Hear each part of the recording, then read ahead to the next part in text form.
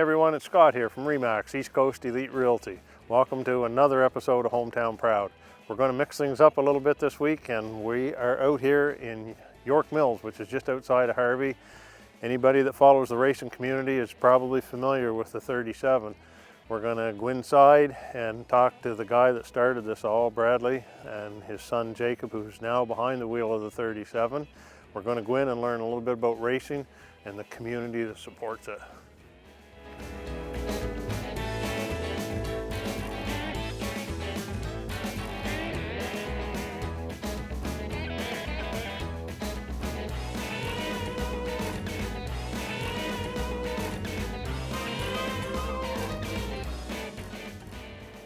All right, everyone, we're inside the home of the 37 here, and I'm going to get these two gentlemen to introduce themselves. I'm Jacob Logan, drive the 37. Bradley Logan, spotter for the 37. And who's the little girl we got in the middle on Grampy's knee? Who's that? What's your name? Elena. Pretty name. You like sitting on Grampy's knee? Yeah. Well, Brad, you're the, I guess it all started with you. Why don't you tell us the origins of the 37? How did the 37 come into existence?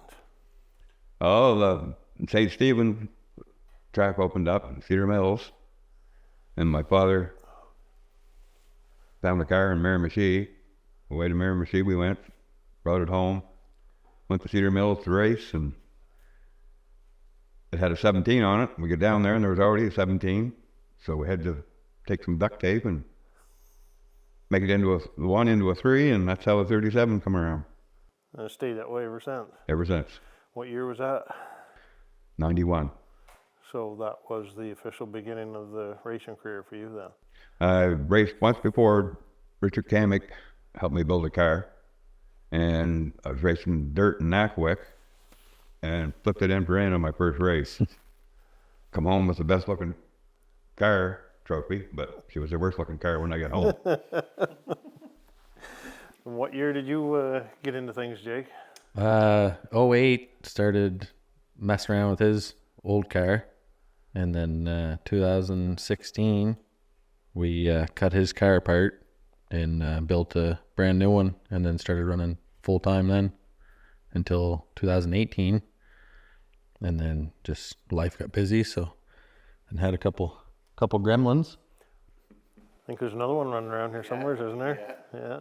And and then we were out for a while, then we just got back into it last year again. So you're going to run a full schedule this year for everybody to see? Yeah. Perfect. Yeah, going to run 660 and Petty full time. Wonderful. Yeah. Great. So Brad, when you started, I think you probably weren't on asphalt back then, were you? Running on dirt? When I went to Cedar Mills, they just paved it. Really? Yep. They were running dirt before that, but when I went, we just went to blacktop. I raced there for, I can't remember how many years, till 94. 94. Then NBIS opened up, and then I went there. My father went the first race because he had enough tickets to probably buy a pro stock, but they had tickets on a pro stock, and he was buying them, and they were going to draw for it at the track from the first day. So he went there, and I went to St. Stephen racing. So he told me how great it was.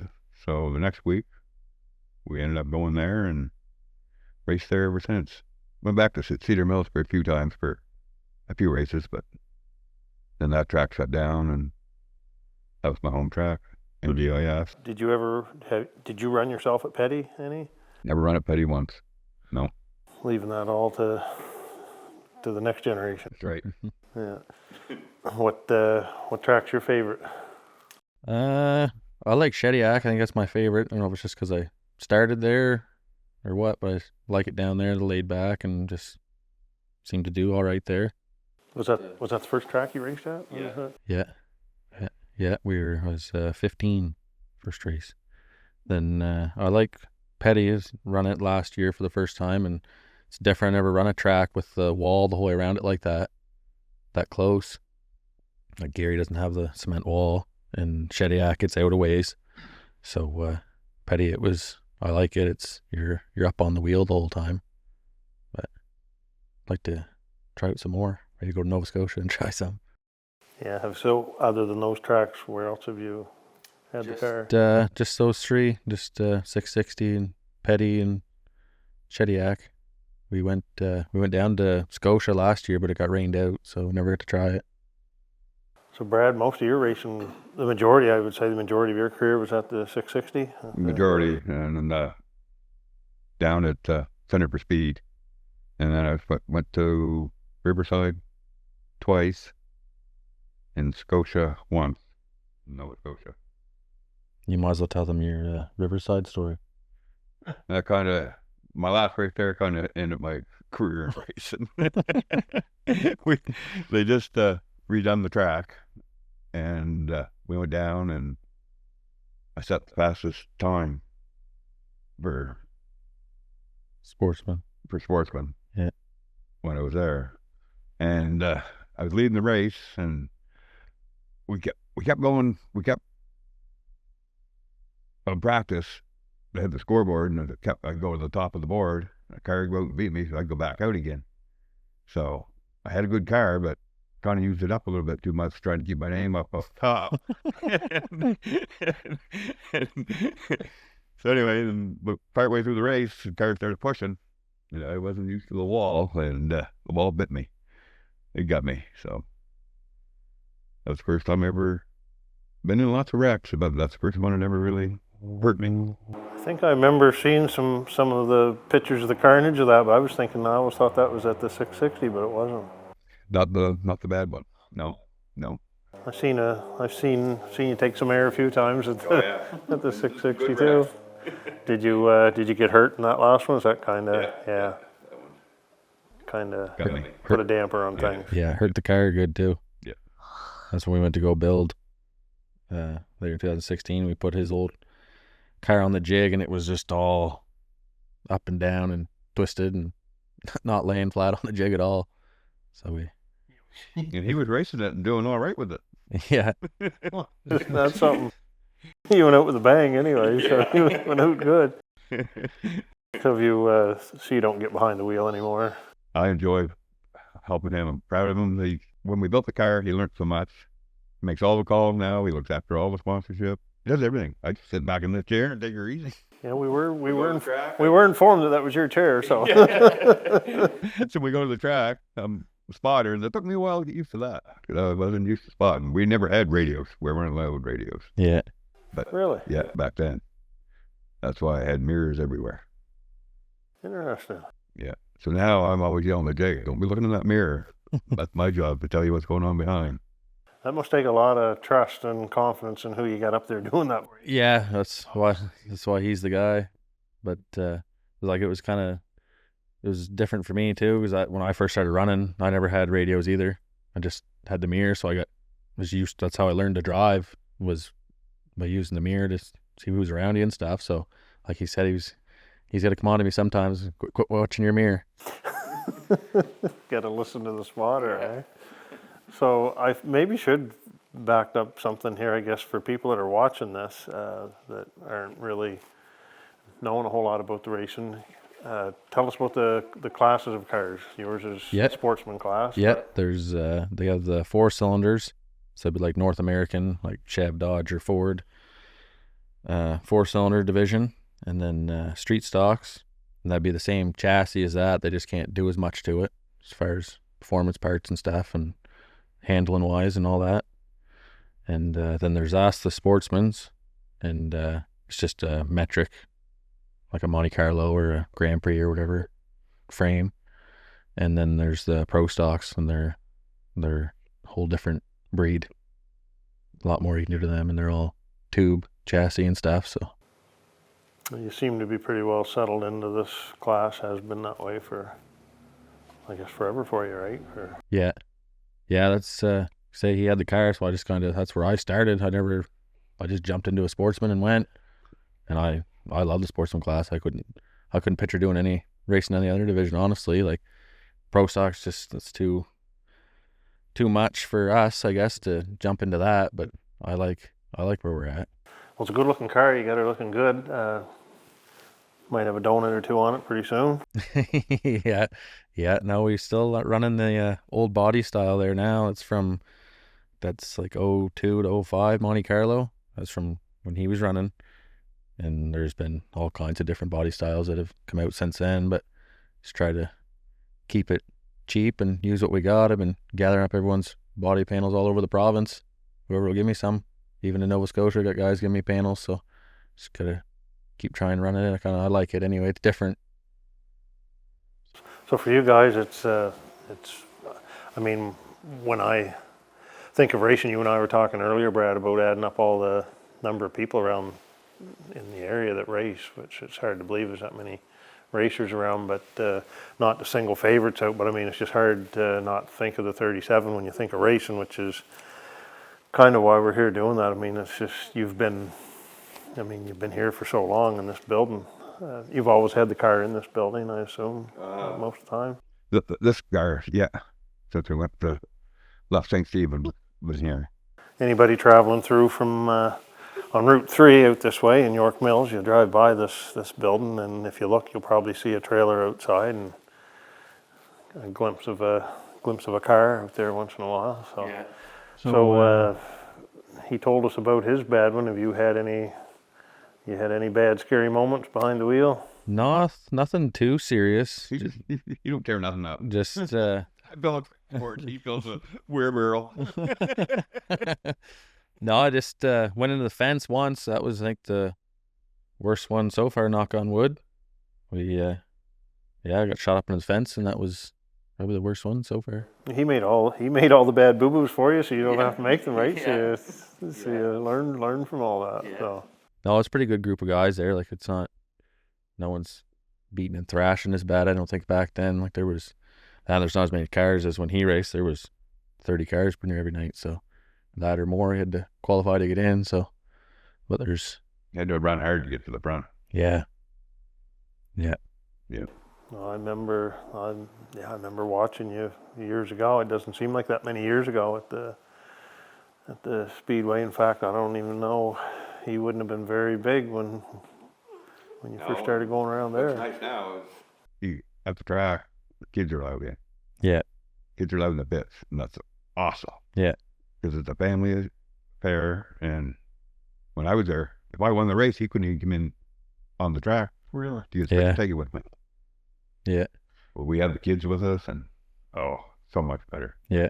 That's a lifestyle, really, for you. It's been, and I mean, you were immersed in it at an early age, so it just Obviously.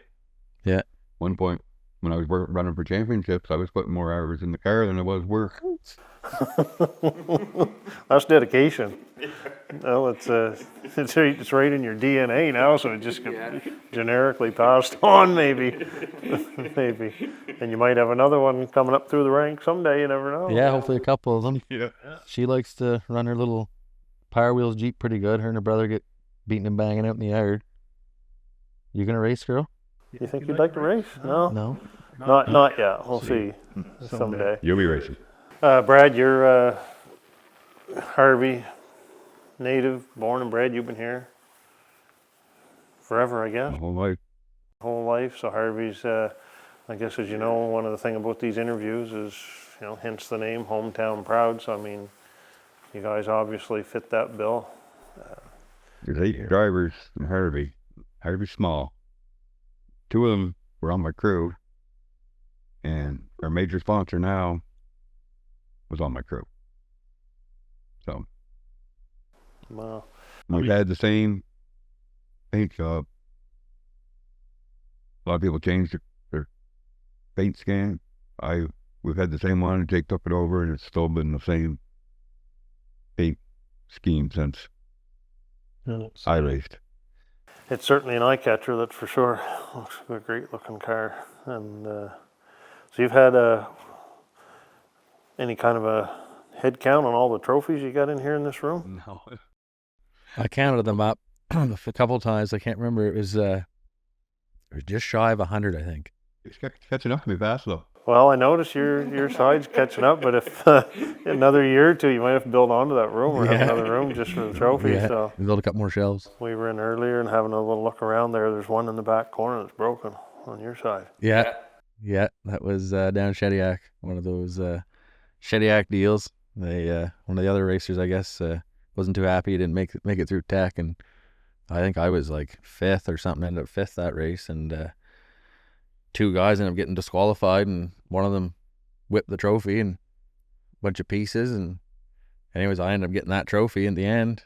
And then the track owner said, "I'll send you a new trophy." I said, "Nope." I said, "I want that one." I said, "Nothing wrong with that." It's Makes for a good story to tell. yeah. I wanted to glue it back together, but he wouldn't let me. No.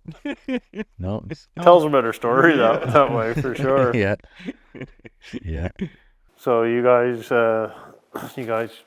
built this car. You were telling me. I mean, you guys do all your own work here. Yeah. In house. Yeah. No, nobody coming in here, and you guys are doing it all. Yeah. Yep. Right from scratch. Yeah. We went to is that Jody's brother? Or Wade's brother? Yes. He said a frame, Wade's brother. Yeah. Wade Harris, he used to race down there. And he said a frame for us.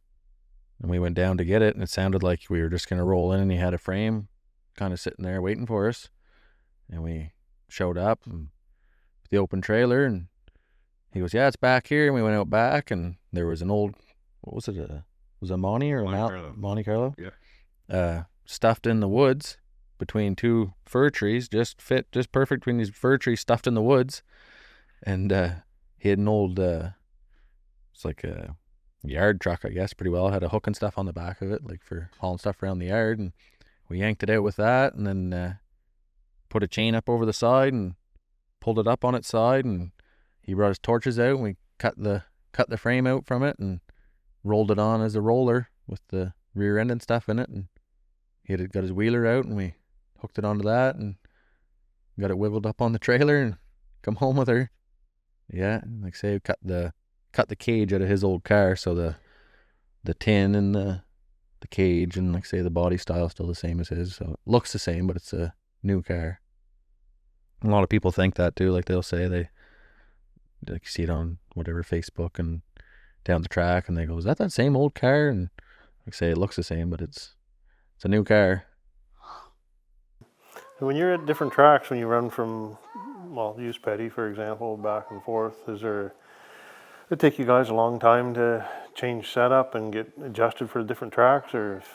Yeah, we got to change all the setup going from track to track, but it's kind of new to us last year. I never did any of that before, really, like as far as changing setup like that. And it's not horrible. It's like enjoy it, really. Yeah. All part of it. Yeah. So when you're flying down the backstretch there on the 660, what's an average top speed for these cars? I think it's like a good lap. I think you're like around 82 or around there, 82 mile an hour. Is that faster or slower than Petty? I'm not sure, honestly, because they don't have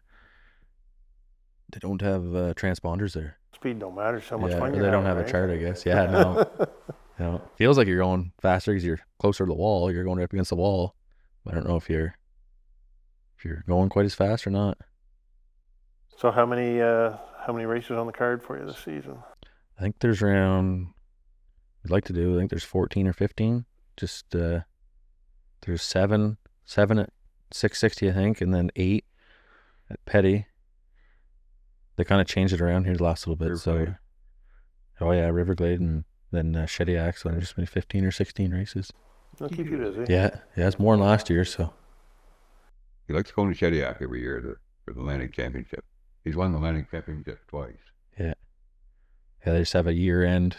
They just have one race down there, or they have the last few years, or for a while, they have one race at the end of the year there, Thanksgiving weekend, and just to kind of cap off the year. And it's a nice getaway, and take the family down and bring the snowsuits and give her hell. How many sets of tires would you go through in a year? Oh, I don't know. That's as many as you want. Big bill. As many as you want. That's is that one of your biggest expenses of racing? Is tires? Yeah. And this year, though, again. Yeah. How about fuel? What do you run for fuel? And Just Supreme, honestly. Fuel's probably the cheapest thing to put in it. Yeah. Yeah, he said it was cheap. It's cheaper than Skidooing. Fuel wise. fuel wise, yeah. Exactly. Maybe all together, but Make up for that in the tires and yeah. Over here, I've had great support from the community Yeah. and sponsorship, and Jake, same thing. He's getting great support from the community for sponsorship, and Yeah. he was one. Yeah. We couldn't do it But really sponsors. without the sponsors. Wouldn't happen. And I mean, I guess that's kind of right. Ties back to the hometown thing that we're doing here. And I mean, like you said, you being a lifey here and you've grown up here, it's the community's obviously pretty important Yeah. to you, not just for how we live, but for stuff like this, right? It's great to see the sport, and it's always been there. Yeah. And like you said, some of the sponsors been with you for a long time. A lot of those, Jake picked up a lot of new sponsors. Yeah. I think now. Raising my sponsors were with me the whole time. Like, Really? Yeah. I think I've got all. I don't think there's any of your old sponsors on there now. No. There was when we first started, a bit like There. Dairy Queen and stuff, but I think now since last year that's all new sponsors from when he raced. How many do you have now? Yeah. Oh geez, I think there's 14 or 15. I think. Yeah. Well, you wouldn't be able to do it without them, and I assuming I guess you have something else to do in the daytime other than Yeah. work on the cars. You could do that. Yeah. Yeah, more fun than steel roof. A little bit. A little bit. Yeah. Yeah. Yeah. I think it's awesome. You guys, definitely, it's definitely obvious that it's a family affair for you. I mean, see the kids with you all the time, and I've always found it interesting. I guess it's like a family. I mean, and your wife, your mom. I mean, obviously is a very integral part of the whole racing. She's been by you right from day one with that. I mean, it's definitely a family. Yeah, you need a partner that understands it for sure. Like it's like say it's a way of life almost. Like it's you get home from work and do with the kiddos and get them to bed, and you're over here in the shop until as long as it takes. Depends on what's going on. So I was gonna say, lots of times you drive by here at night and dark, and there's a light on here, so there's something going on in here. Yeah, So. well, that's what we enjoy doing it. So, like I say, it's awesome now at the tracks. You can bring the kids because, yeah, like, I don't know, like I'd be sneaking them in if they weren't allowed in because I want them to be part of it, and I bring them down here as much as I can, and they like it. Yeah. They love it. Yeah, they'll come help for a bit or rip around here on their scooters and stuff or whatever. So as long as they're with me, it's good to go. It's awesome. Look forward to seeing you down there, and I think that's a pretty interesting tale to tell. I'm sure we could sit here and tell race stories all night, but just wanted to shine a little light on what you do and something different. So thanks for taking the time to sit down and talk with me. And anybody that's looking for something to do, follow these guys around. And if you haven't been to a race, go check it out. You won't be disappointed. It's lots of fun. Thanks, guys. Thank you.